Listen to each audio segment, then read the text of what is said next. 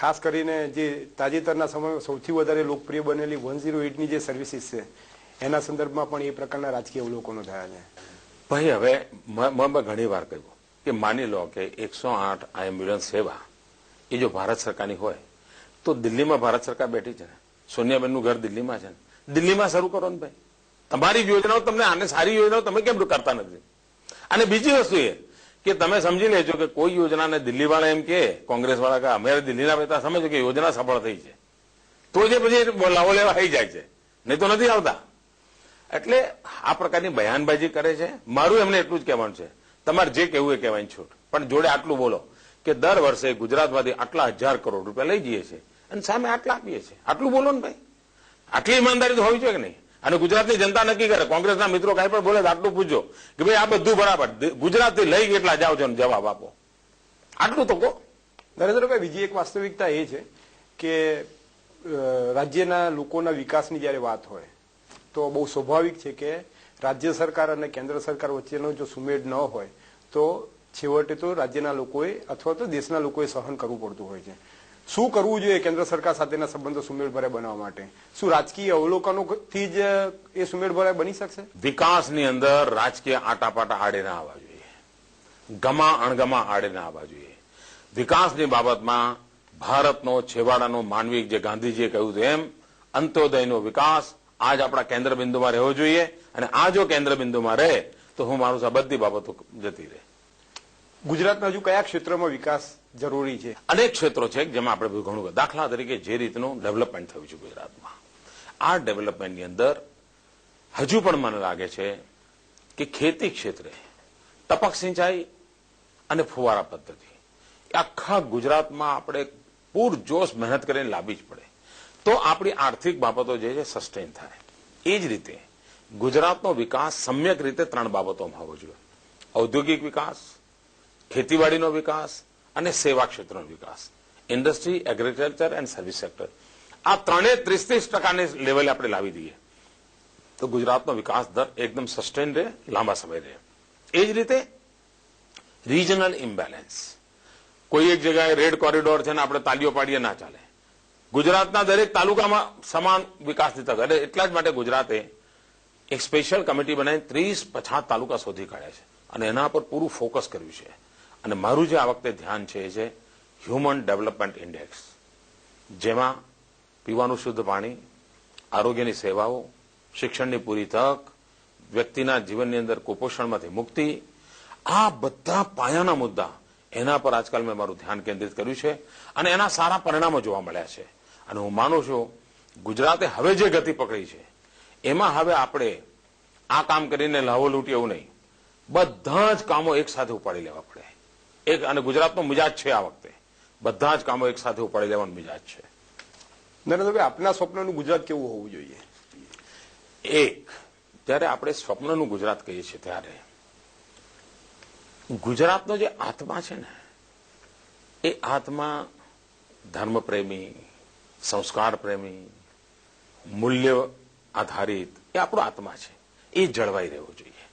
અને વિકાસ વિશ્વમાં જે શ્રેષ્ઠ ચીજો હોય એ ગુજરાતીઓને ઉપલબ્ધ હોય, સહજ રીતે ઉપલબ્ધ હોય, એ વિકાસનું મોડેલ હોવું જોઈએ. આત્મા એનો એ આવશ્યકતાઓની બધી જ પૂર્તિ, એવું એક મોડેલ વિકસે તો આપણો ગુજરાતનો જય જયકાર થઈ જાય. નરેન્દ્રભાઈ, નજીકના ભવિષ્યમાં જ હવે લોકસભાની ચૂંટણીઓ આવી રહી છે, શું હશે આપનો રોલ? આમ સામાન્ય રીતે ભાજપના દરેક નાના મોટા કાર્યકર્તાનો રોલ હોય ચૂંટણીમાં, એ જ રોલ મારો હોય. કારણ કે મને ભાજપના કાર્યકર્તા તરીકે ચૂંટણીમાં કામ કરવાનું જ હોય. સૌથી મોટો રોલ, મારી જવાબદારી ગુજરાતમાં બધી સીટો જીતવાની રહેશે. સૌથી મોટી મારી જવાબદારી એ છે કે ગુજરાતમાં 26માંથી 26 સીટો કેવી રીતે જીતીએ, એના માટે જનતાનો વિશ્વાસ, એના માટે કાર્યકર્તાઓને મોબિલાઇઝ કરવા, એના પર ધ્યાન કેન્દ્રિત કરવું, એની મથામણ કરવી. અને બીજું કામ આ છે કે સમગ્ર દેશની અંદર એક મુખ્યમંત્રી તરીકે બધા જ મુખ્યમંત્રીઓ કંઈ કંઈ યોગદાન કરવું પડતું હોય છે. એ યોગદાનની અંદર 2 દાડા, 5 દાડા, 7 દિવસ અગર ગુજરાત બહાર પણ મારે જવું પડે તો જવાની તૈયારી સાથે હું ભારતીય જનતા પાર્ટી એનડીએની સરકાર બને, અડવાણીજી પ્રધાનમંત્રી બને અને ગુજરાતના અડવાણીજી પ્રધાનમંત્રી બને, એ સપનું પૂરું કરવા માટે બધું જ કરવું છે. બીજો એક સવાલ છે નરેન્દ્રભાઈ કે ઔદ્યોગિકરણની ઝુંબેશમાં રાજ્ય સરકાર ખેતીની જે જમીનો છે એનું સફાઈ બોલાઈ રહી છે. એ પ્રકારના સતત આક્ષેપો થઈ રહ્યા છે. એ આક્ષેપો એ તો મેં કહ્યું ને પોલિટિકલ માયાજાળ છે ને એ ચાલ્યા કરે, એમાં ભૂલી જાઓ, માફ કરો, આગળ વધો. આ મારું બહુ પરંતુ આખા દેશમાં ગુજરાત એક જ રાજ્ય એવું છે કે જેણે સ્પેશિયલ ઇકોનોમિક ઝોન બનાયા, એની સાથે જ સ્પેશિયલ ઇકોનોમિક ઝોન એક્ટ બનાવી દીધો હતો 2003માં. અને આખા દેશમાં SEZ એક્ટ બનાવનાર આપણે પહેલું રાજ્ય હતા. અને આખા દેશમાં કુલ જે SEZ બન્યા છે એમાં જેટલી જમીન એક્વાયર કરવામાં આવી છે એની 50% જમીન એકલા ગુજરાતમાં છે. તેમ છતાં પણ ગુજરાતમાં ખેતી ક્ષેત્રે કોઈ પણ ઉહાપો થયો નથી, અને એનું કારણ આપણો એક્ટ. બીજી બાબત, આપણે ખેડૂતોની જમીન સરકાર એક્વાયર નહીં કરે એ આપણો પહેલેથી સ્ટેન્ડ છે. જેને જમીન જોઈતી હોય ખેતીની એ ઉદ્યોગપતિ ખેડૂતને કન્વિન્સ કરે, ખેડૂતને મોંમાં ગયા દામ આપે, ખેડૂતની જે કંઈ માંગણીઓ છે પૂરી કરે, અને એને જમીન આપી હોય ખેડૂતને પાલું જમીન આપે. સરકાર પોતાના દંડે તમને જમીન અપાવે એ ગુજરાત સરકાર નહીં કરે.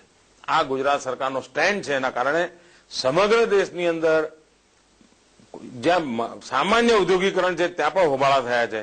અહીં દેશમાં સૌથી મોટું ઔદ્યોગિકરણ છે, અહીંયા હોબાળા નથી થયા. આ દીવા જેવું સત્ય છે. દર્શનભાઈ, આ છેલ્લો સવાલ છે કે નેનો પ્રોજેક્ટ થકી રતન ટાટા તો ખુશ થયા, પણ છઠ્ઠા પગાર પંચ થકી સરકારી કર્મચારીઓને તમે ક્યારે ખુશ કરો છો? પહેલી વસ્તુ એ કે ગુજરાતનો કર્મચારી સૌથી વધારે ખુશ છે, કારણ કે એને કામ કરવાની સ્વતંત્રતા મળી છે અને સંતોષ મળ્યો છે. અને મેં તો લગાતાર 7 વર્ષ મેં કામ કર્યું છે. અમારા કર્મયોગીઓનો ઉમંગ, ઉત્સાહ અદભુત છે. નહીં તો ભૂકંપ જેવી આપણી આપતામાંથી કેવી રીતે બહાર આવ્યા હોત. પરંતુ કોઈ પણ અહેવાલ આવે તો એનો અભ્યાસ કરવો પડતો હોય છે. એના નાણાકીય કેટલા દબાણ થતા હોય છે. આ મીડિયા પ્રેશરથી અને આ યુનિયનવાળા માટે, એમની યુનિયન ચલાવવા માટે પણ કંઈ નાના મોટા નિવેદનો કરતા રહેવા પડે. પણ એમને એ ભરોસો છે કે આ બધા કામ મોદી જ કરશે. કર્મચારી મિત્રોનો પૂરો ભરોસો છે કે આ બધા કામ મોદી જ કરશે. એક કમિટી બેઠી છે, મંત્રીમંડળ પણ બની છે, ઓફિસરોની બેઠી છે. એ બંને વચ્ચે તાલમેલ કરીને ફોર્મ્યુલા બની રહી છે. જેવી ફોર્મ્યુલા બનશે એટલે બીજી વસ્તુ, જે દિવસ જાહેરાત થાય છે એ દિવસથી મળે છે એવું નથી હોતું. એની અપાઈન્ટ ડેટ તો પહેલેથી નક્કી હોય છે. એટલે કર્મચારીઓ તો કાણી પાઇક ગુમાવી નથી, એને કશું ગુમાવવાનું નથી.